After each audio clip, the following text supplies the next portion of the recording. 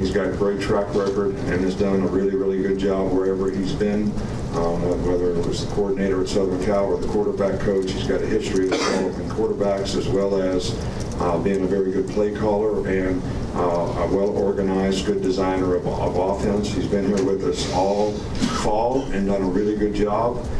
So that makes the transition, a lot easier. And I wouldn't have anybody in this organization I didn't have total faith, trust, and confidence in that they would do a good job with our players. This guy's a part of our family now. We're going to support and help him be successful every way we can. That's in his life as well as a coach.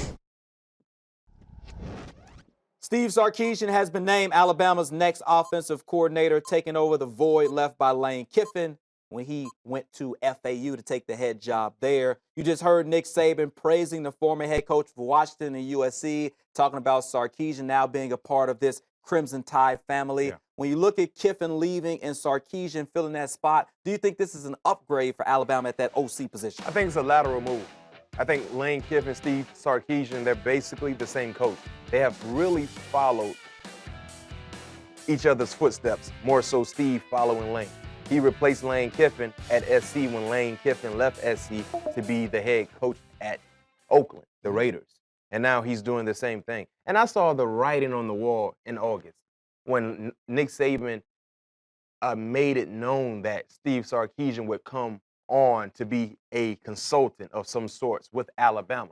When I heard that, knowing the history of Steve Sarkisian, his coaching resume, the first thing I thought of was this is an insurance policy just in case Lane Kiffin decides to part ways sometime in the future. So Sarkisian has been hands-on with this program like Saban just stated there on the graphic, and he understands what the standard is now at Alabama.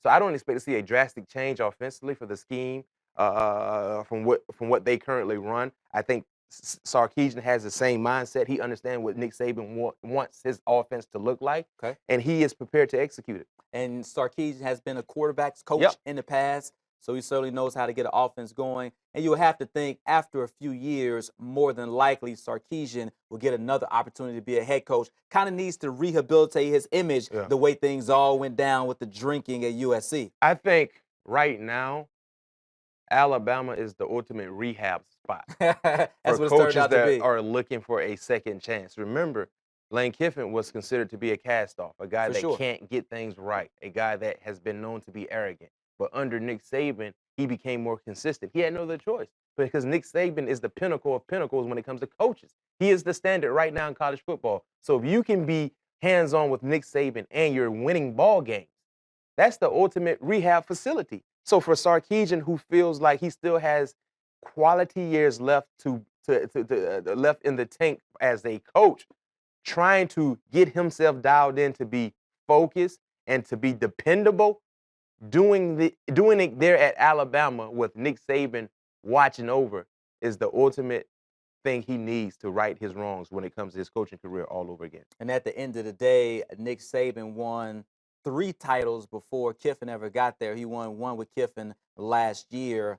We'll see going forward if he can win another one. Obviously, Kiffin is still going to be around, but as long as Saban is the head man, the Tide will be good. Yes, sir. And he seems to make some pretty good decisions as it pertains to offensive coordinators. When you look at Jim McElwain, what he's been able to do at Florida, and now Major Applewhite, who was in the past the offensive coordinator there at Alabama with Nick Saban, he is now the head coach at Houston. We'll see how Sarkisian does do at the Capstone there in Tuscaloosa.